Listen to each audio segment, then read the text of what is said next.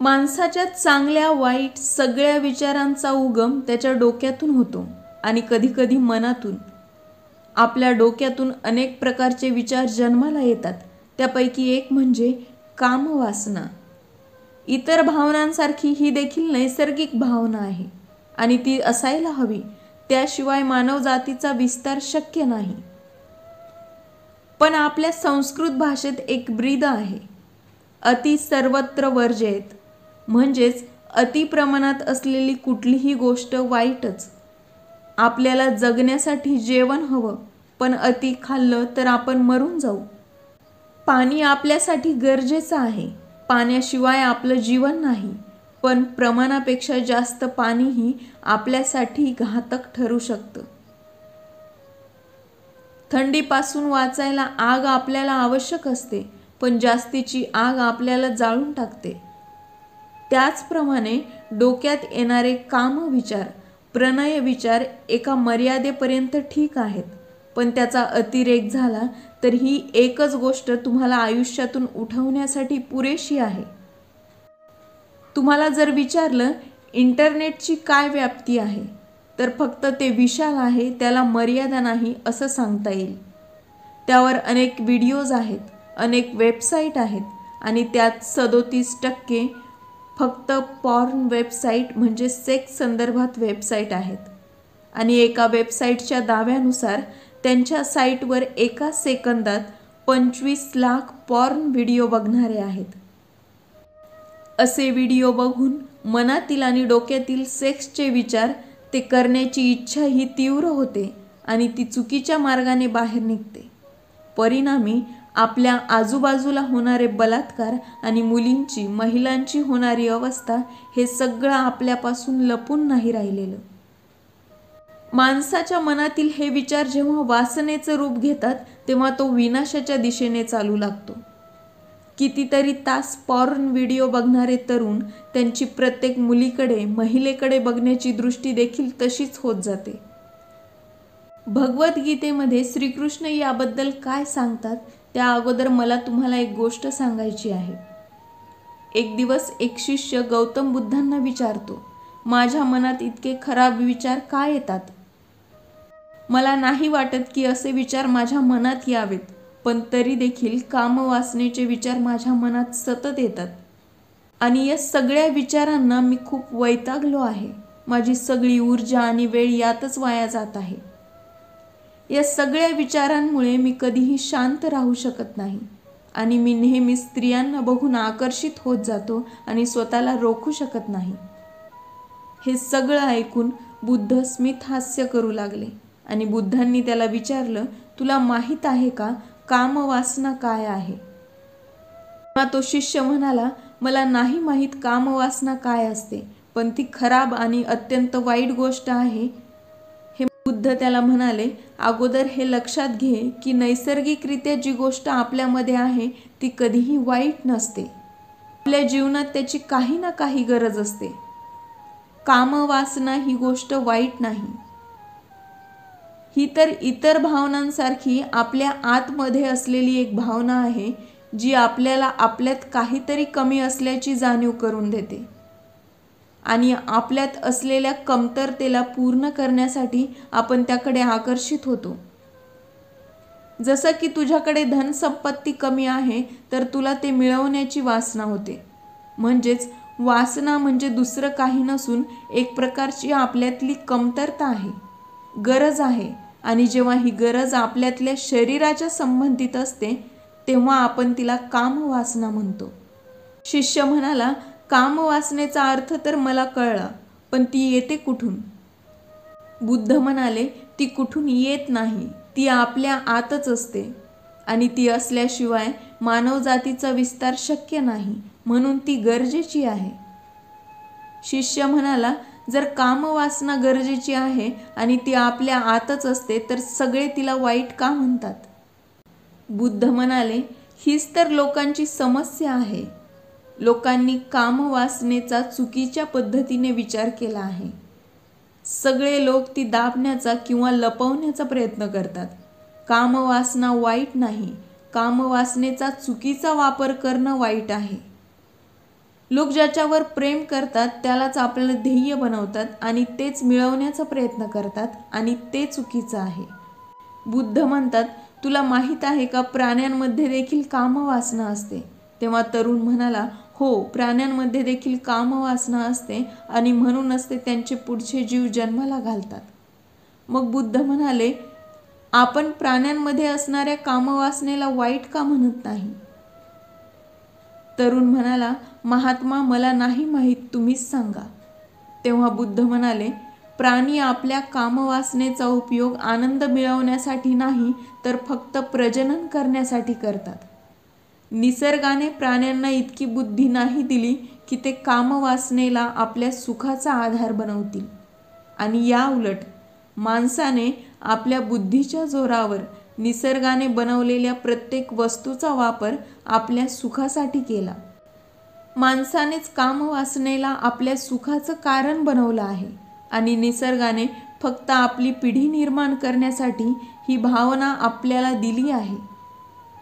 पण माणसाने या गोष्टीला आपल्या जीवनाचं ध्येय बनवलं आहे, आपल्या सुखाची वस्तू बनवलं आहे आणि या प्रकारे कामवासना बेलगाम होणं, तिचा अतिरेक होणं हे वाईट आहे. त्या तरुणाने विचारले, मग कामवासना बेलगाम का होते? तिचा अतिरेक का होतो? ती आपल्यावर का हावी होते? बुद्ध म्हणाले, एक गोष्ट सांगतो, ती लक्षपूर्वक ऐक. तुला तुझ्या सगळ्या प्रश्नांची उत्तरे यातून मिळतील. एक वेळेसची गोष्ट आहे. एक गुरु आणि त्याचे शिष्य एका आश्रमात राहत होते आणि ते रोज भिक्षा मागण्यासाठी आश्रमाच्या आजूबाजूला असलेल्या गावात जात असत. त्या आश्रमातल्या एक शिष्य ज्या गावात भिक्षा मागण्यासाठी जात होता त्या गावात जाताना एक नदी मध्ये असायची. एक दिवस त्या शिष्याने पाहिले की नदीच्या बाजूला असलेल्या झाडाखाली एक मुलगा लपून बसला आहे. तो शिष्य त्या मुलाजवळ गेला आणि त्याला विचारले, तू इथं झाडाच्या मागे बसून काय करत आहे? त्या मुलाने नदीकडे बोट दाखवून तिकडे बघायला सांगितले. तिथे काही मुली पाणी भरत असताना त्याला दिसल्या. शिष्य त्या मुलाला म्हणाला, इथं तर मुली पाणी भरत आहेत, यात लपून बघण्यासारखं काय आहे? तो मुलगा म्हणाला, एकदा त्या मुलींकडे निरखून बघ, त्यांचं सौंदर्य बघ, पाण्याचे हंडे ठेवताना त्यांच्या कमरेकडे बघ, त्यांचं सौंदर्य तुला दिसत नाही का? आता शिष्याने पुन्हा त्या मुलींकडे पाहिले. अगोदर बघत असताना तो मुळीच घाबरलेला नव्हता, पण आता बघत असताना तो घाबरलेला होता, कारण तो आता लपून त्या मुलींकडे बघत होता. त्याचे शरीर थरथरायला लागलं होतं आणि त्याच्या मनात विचार आला, आपण हे वाईट करत आहोत आणि आपल्याला आत्ताच इथून निघून जायला हवं. आणि तो शिष्य तिथून निघून गेला आणि आश्रमात आला.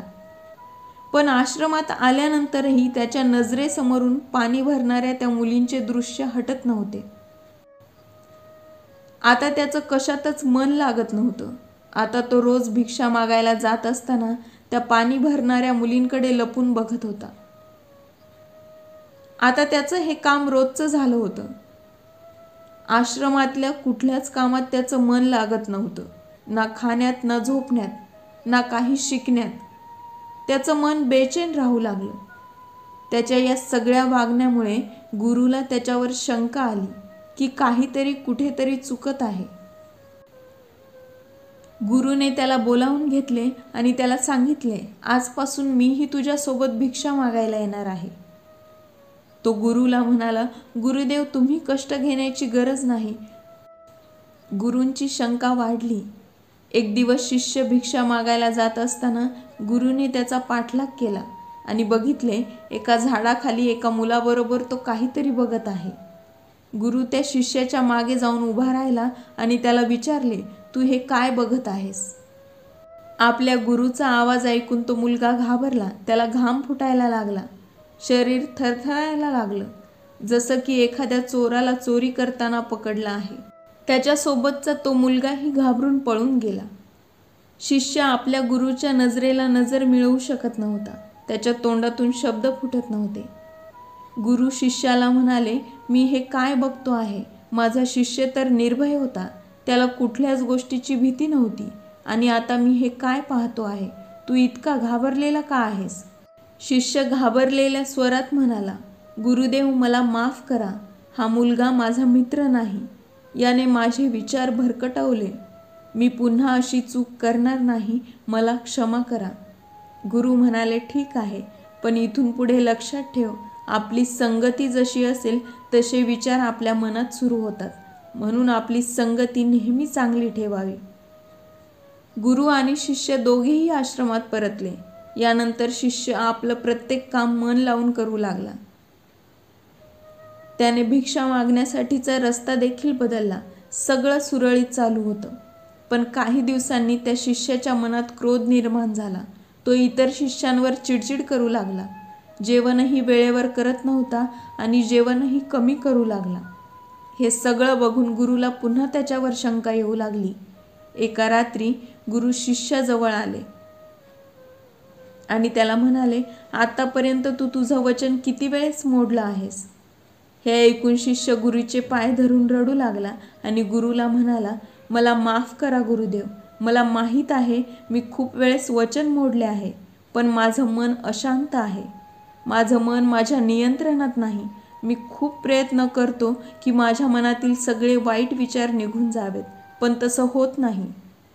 गुरु शिष्याला म्हणाले, तू माझ्यासोबत चल, आणि त्यांनी त्याला आश्रमातल्या एका बागेत नेलं आणि दाखवलं, नदीचं पाणी काही नाल्यांद्वारे बागेतल्या झाडांना मिळत आहे आणि ते पाणी निरंतर वाहत आहे. गुरुने विचारले, तू हे पाणी अडवू शकतोस का? शिष्य म्हणाला, हो गुरुदेव, मी हे पाणी अडवू शकतो. शिष्याने बाजूची माती उचलली आणि नाल्याच्या मधोमध टाकली. थोड्याच वेळाने पाण्याने ती माती वाहून गेली आणि पाणी पुन्हा वाहू लागले. शिष्याने पुन्हा एक मोठा दगड घेतला आणि नाल्याच्या मधोमध ठेवला. थोडा वेळ पाणी थांबून राहिले. शिष्य गुरुला म्हणाला, गुरुदेव, मी पाणी अडवले. गुरु हसले आणि शिष्याला म्हणाले, जरा नीट लक्ष देऊन बघ, दगडाच्या बाजूने पाणी वाहून जात आहे आणि दगडही थोडा पुढे सरकला आहे. काही वेळाने हे पाणी त्याचा मार्ग बदलून पुन्हा वाहू लागले आणि तसेच झाले. गुरु शिष्याला म्हणाले, तुझ्या बाबतीतही हेच होत आहे. तू प्रयत्न करत आहेस मनातले वाईट विचार संपवण्याचा, पण ते पुन्हा फिरून तुझ्याकडे येत आहे, त्यांचा मार्ग शोधत आहेत. हे सगळं ऐकून शिष्य गुरुला म्हणाला, गुरुदेव, या सगळ्यापासून सुटण्याचा, मुक्त होण्याचा काही मार्ग नाही का? माझ्या मनातले वाईट विचार जाण्यासाठी काहीच पर्याय नाही का? तेव्हा गुरु आपल्या शिष्याला घेऊन त्या नदीजवळ आले, ज्या नदीतून बागेतल्या झाडांना पाणी जात होते. गुरुदेव म्हणाले, या नदीतून जाणारे पाणी आपण इथेच अडवले तर आपल्या बागेतल्या झाडांना जाणारे पाणी बंद होऊ शकते का? शिष्य म्हणाला, हो गुरुदेव, आपण हे करू शकतो. आणि शिष्याने प्रयत्न करून नदीचे पाणी अडवले आणि बागेतल्या झाडांना पाणी जाण्यापासून रोखले. आता गुरु म्हणाले, आपण झाडांना जाणारे पाणी रोखले, मग झाडं जिवंत राहू शकतील का? आणि आणखी एक, नदीचे सगळेच पाणी आपण झाडांना सोडलं तरीही झाडं जिवंत राहू शकतील का?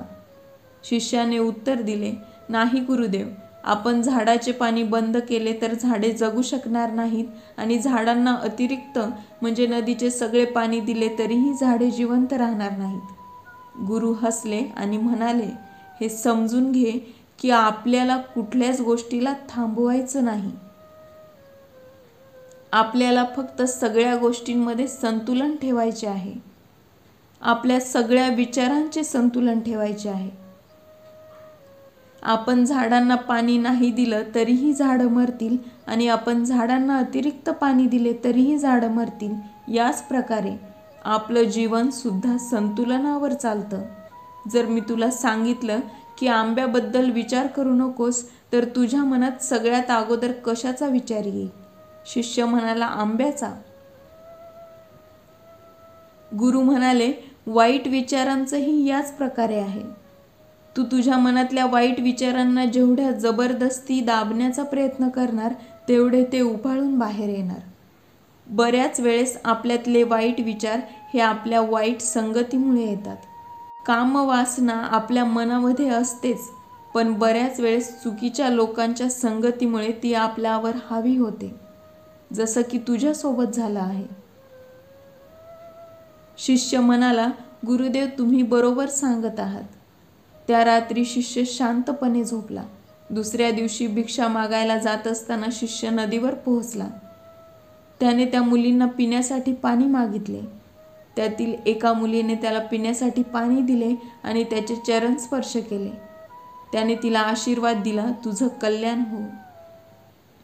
शिष्याला असं वाटलं त्याने गमावलेलं सगळं त्याला परत मिळालं आहे. तिथून वापस जात असताना शिष्याला त्या झाडाखाली तो मुलगा दिसला. शिष्य त्याच्या जवळ गेला. तो मुलगा शिष्याला म्हणाला, आज तर तू फार जवळून दर्शन घेतले. शिष्य म्हणाला, हो, आपण नेहमीच दुसऱ्याचं दर्शन घेण्यात आपला वेळ वाया घालवतो.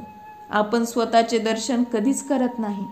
तू किती दिवस असा झाडाच्या मागे लपून बघणार आहेस आणि वेळ वाया घालवणार आहेस.